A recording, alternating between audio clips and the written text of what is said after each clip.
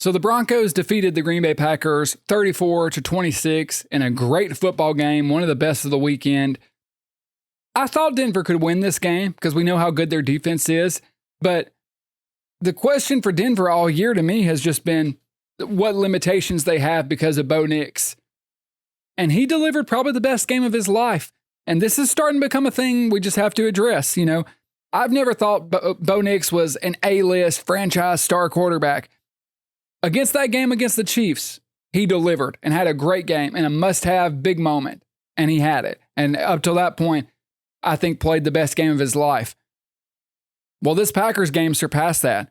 Bo Nix, 23 for 34, 302 yards and 4 touchdowns. Dealing the football around to everybody. Anybody that was open, they were getting the ball. Sutton, 7 receptions for 113 yards and a touchdown. Franklin, 685 and a touchdown. Humphrey, 3 for 42 and a touchdown.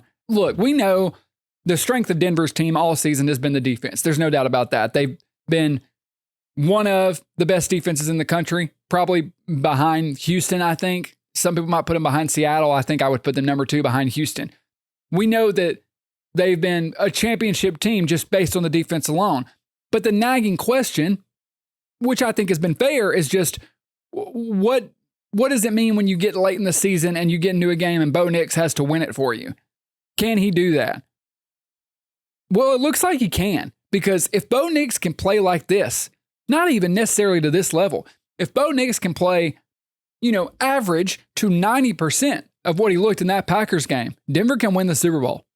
I'm a Chiefs fan. It's not like I'm over here saying, I love the Broncos. I have no animosity towards them, but they are technically a rival of ours. But as impressive as this defense has been the past couple weeks, I'm just impressed with Bo Nix because I've just always doubted him.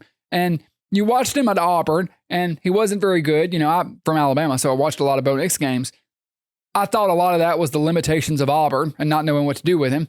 He goes to Oregon, and he's kind of a product of the system. A lot of behind the line of scrimmage throws, not really wowing you. A lot of guys didn't even have first round grades on him. But again, it's not his fault that that's the way the offensive system operates. He was doing what he was being asked to do. And last year, very roller coaster, up and down, gets in the playoffs, looks terrible. And this season has been a lot of the same. There's been moments where he looks really good and then moments where he looks terrible. There was that stretch of games, remember, where he was awful for 3 quarters, but he'd show up in the 4th quarter and be really good, almost like he needed the pressure. He needed the moment to be big and he would step up, which is kind of good because it indicates he might be clutch, but why can't you do that in the first 3 quarters of the game so we don't get in that situation? When you have a defense as good as Denver's is, a lot of times you're just trying to mitigate damage. We don't necessarily have to score 30 points. Can you just, be steady, put some drives together, get me 20 and not turn the football over? In a lot of football games, that's going to be more than enough to win. Against the Packers, who have a great defense, and this wasn't all after Micah Parsons. Even with Parsons in the game, Bo Nix was dealing, and he was carving them up.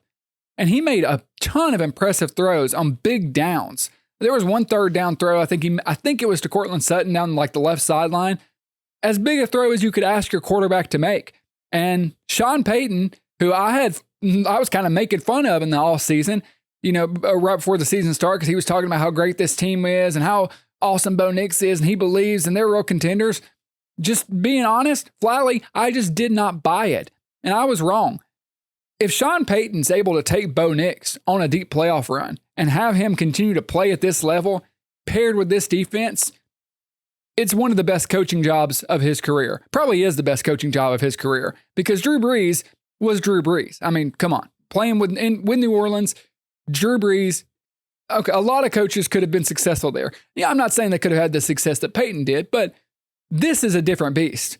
Taking over the Broncos, who were perennially almost a laughingstock the past few years. They've been completely irrelevant. They've been owned in the AFC West.